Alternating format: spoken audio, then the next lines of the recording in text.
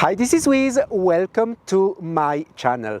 This is a special one. It may even be an emotional one, as I'm spending 2 days with what I could call my ex-future car. Ladies and gentlemen, the Audi e-tron GT.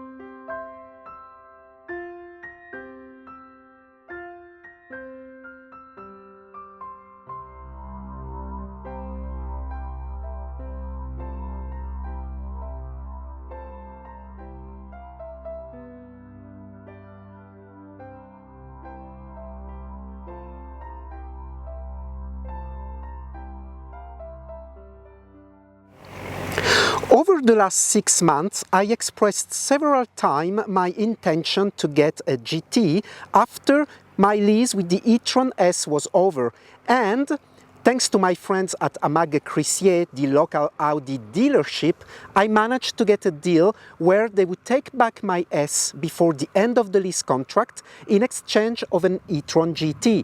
I was supposed to get it sometimes last July, but then this happened. Unfortunately, the most difficult one for me to accept is that I just lost my job.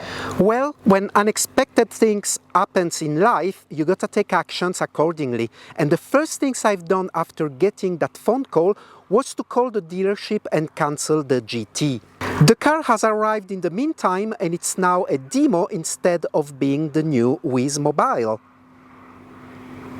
The e-tron GT delivers 530 horsepower in boost mode, which lasts for 2.5 seconds during launch mode, otherwise 476.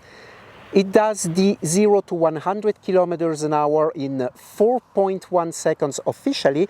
As a comparison, my Audi e-tron S Sportback has 503 horsepower in boost mode, 430 otherwise, and has an astonishing 973 Newton meters of torque.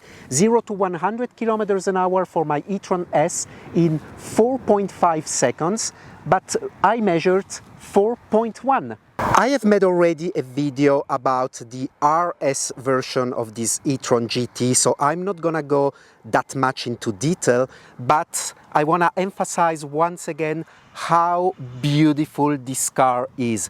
In my opinion, and I'm not saying that because I'm an Audi sheep, this is one of the best looking sedan around. What do you think? Let me know in the comments. And as I said in the beginning, so this was supposed to be mine. This is the exact one that I have configured, waited, and I was about to get in July, but I had to cancel. Before you start screaming about the wheels, that was intentional, because my idea was to put the winter tires on those one and possibly paint them in black, and then go with some aftermarket 21-inch wheel. I had already a pretty good idea about the final results I would have. I didn't want to go that much over budget compared to the e-tron S, and that's the reason why I configured in white, because white is a free of charge color at Audi. But I wanted to take some little extra, like the full black mouth on the front, the Boca Negra, as we would say at Seat. And I think it looks pretty cool. This is not to everyone's taste, but I personally like it. What do you think? Look how wide the car is, especially from the back. It has a very large bump. And look at those tires. If I'm not mistaken, those are 305. Let's have a closer look. Where can I find that? Oh, 305, 30, 21 in the rear, and we got 265, 35, 21 in the front. Those wheels are massive. And for the few one that doesn't know it, this car is developed together with the Porsche Taycan.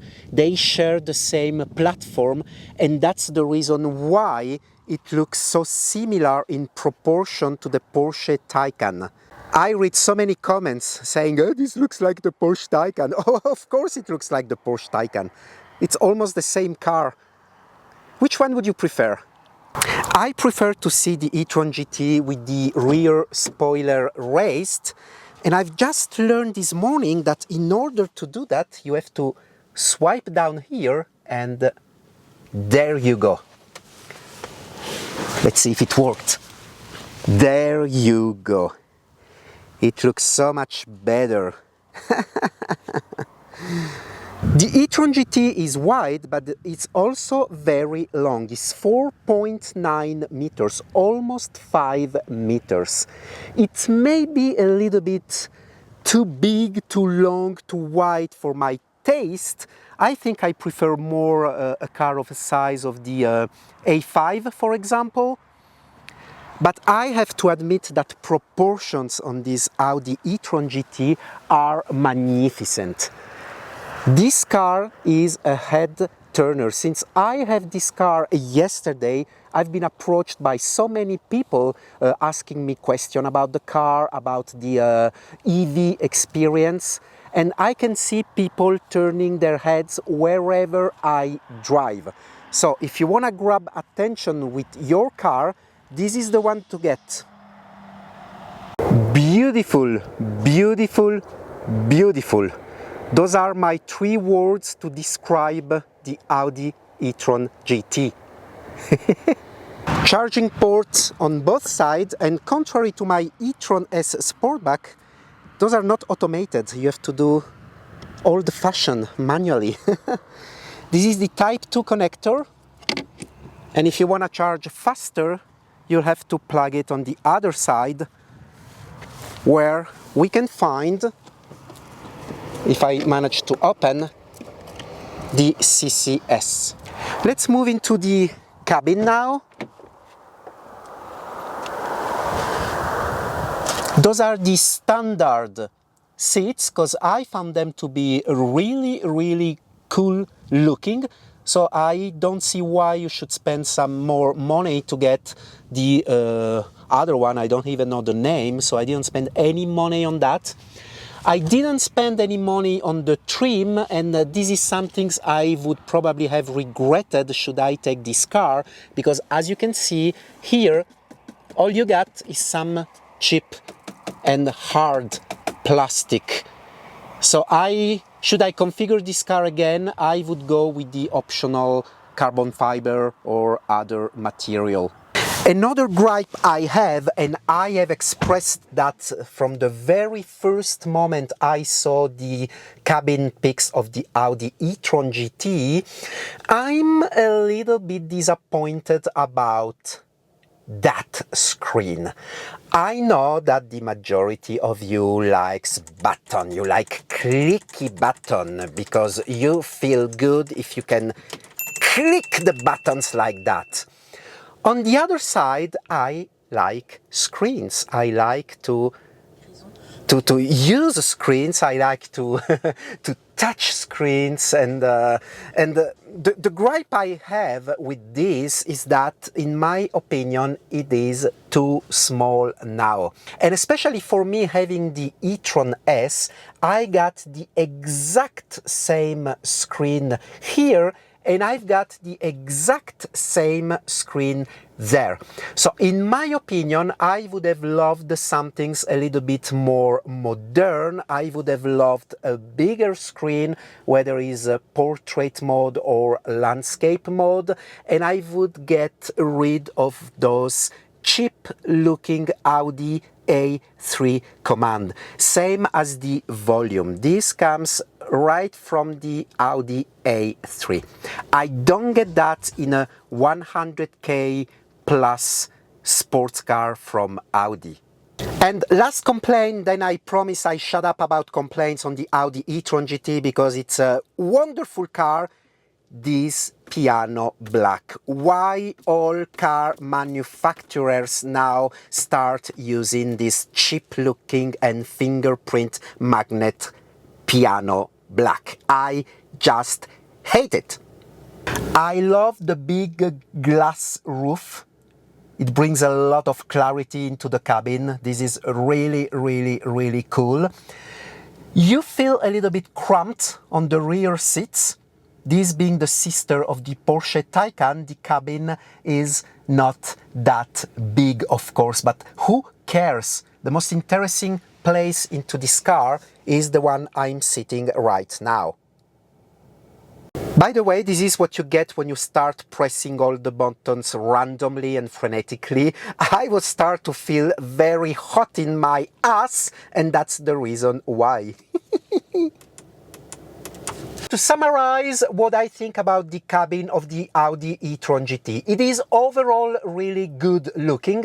My only gripes, as I said, are the screens that are too familiar for me, and especially the central screen that is way too small. All those Audi E3 borrowed plasticky buttons, I don't like it, and the piano black finishing, I don't like it. Other than that, I feel very good into this car. Of course I do. This was supposed to be Wii's car, but it's not gonna be, unfortunately.